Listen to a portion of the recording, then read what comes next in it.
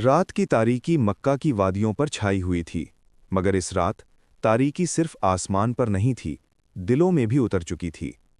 कुरैश के सरदारों ने एक ऐसा फैसला कर लिया था जो तारीख में जुल्म की एक सयाह मिसाल बनने वाला था।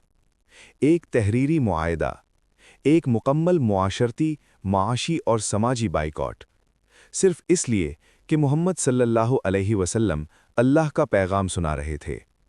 ये वाक़या नबूवत के 7वें साल पेश आया, जब रसूलुल्लाह सल्लल्लाहु अलैहि वसल्लम ने खुलकर तौहीद की दावत दी तो कुरैश के लिए ये नाकाबिले बर्दाश्त हो गया। इस्लाम कबूल करने वालों की तादाद बढ़ रही थी, कमज़ोरों पर जुल्म किया जा रहा था, मगर रसूलुल्लाह सल्लल्लाहु अलैहि वसल्लम की दावत रुक नहीं रही थी। आखिरकार कुरैश ने बनु हाशिम और बनु मुत्तलिब के खिलाफ मुकम्मल बाइकॉट का फैसला किया। ये फैसला दारुन नदवा में किया गया। उन्होंने एक मुआहदा लिखा कि न उनसे निकाह किया जाएगा, न उनसे खरीदो फरोख्त की जाएगी, न उनसे मेल जोल रखा जाएगा, यहाँ तक कि वो मोहम्मद सल्लल्लाहु अलैहि वसल्लम को उनके हवाले न कर दें। ये तहरीर एक सहीफ़ा की सूरत में लिखी गई और उसे खाना काबा के अंदर लटका दिया गया ताकि कोई उसे तोड़ने की जुर्रत न करे। ये वाक़या मोतबर सीरत की कुतुब में मनक़ूल है, जैसे इब्ने हिशाम की सीरत, और उसके बुनियादी वाक़यात सही अहादीस में भी बयान हुए हैं। बनु हाशिम चाहे मुसलमान थे या अभी ईमान नहीं लाए थे, कबायली हुमियत के तहत रसूलुल्लाह सल्लल्लाहु अलैहि वसल्लम के साथ खड़े हो गए, सिवाय अबू लहब के जिसने कुरैश का साथ दिया। यूं रसूलुल्लाह सल्लल्लाहु अलैहि वसल्लम और उनका ख़ानदान मक्का से निकलकर एक तंग वादी में महसूर हो गया, जिसे शाहबे अबी तालिब कहा जाता है।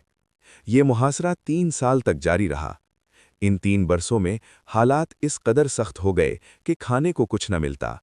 सही बुखारी में रिवायत है कि साद बिन अबी वक्कास रदियल्लाहु अन्हो फरमाते हैं कि एक रात मैं भूख की शिद्दत से बाहर निकला तो पाँव के नीचे कोई चीज़ आई, उसे उठाकर मुंह में डाल लिया, मगर मालूम न था कि वो क्या थी। ये कैफियत इस शिद्दत फाका को जाहिर करती है जिसका सामना सहाबा कर रहे थे। रिवायात में आता है कि बच्चों के रोने की आवाज़ें वादी से बाहर तक सुनी जाती थीं। सिर्फ चंद लोग खुफिया तौर पर कुछ खाना पहुंचा देते थे, जैसे हकीम बिन हिजाम अपनी फुफ्फी हज़रत खदीजा रदियल्लाहु अन्हा के लिए सामान ले जाते थे। ये मुहासरा सिर्फ जिस्मानी आजमाइश न था, बल्कि ईमान का इम्तिहान था। रसूलुल्लाह सल्लल्लाहु अलैहि वसल्लम साबित कदम रहे, न दावत रोकी, न कमज़ोरी दिखाई। फिर 3 साल बाद कुछ कुरैश के इंसाफ पसंद अफराद के दिल पसीज गए। उन्होंने इस जालिमाना मुआहिदे को ख़त्म करने का इरादा किया। इसी दौरान रसूलुल्लाह सल्लल्लाहु अलैहि वसल्लम ने खबर दी कि अल्लाह ताला ने इस सहीफ़ा पर दीमक मुसल्लत कर दी है और उसने तमाम जालिमाना अल्फाज खा लिए हैं, सिवाय उन अल्फाज के जिनमें अल्लाह का नाम था। जब सहीफ़ा काबा से निकाला गया तो वही मंजर सामने था।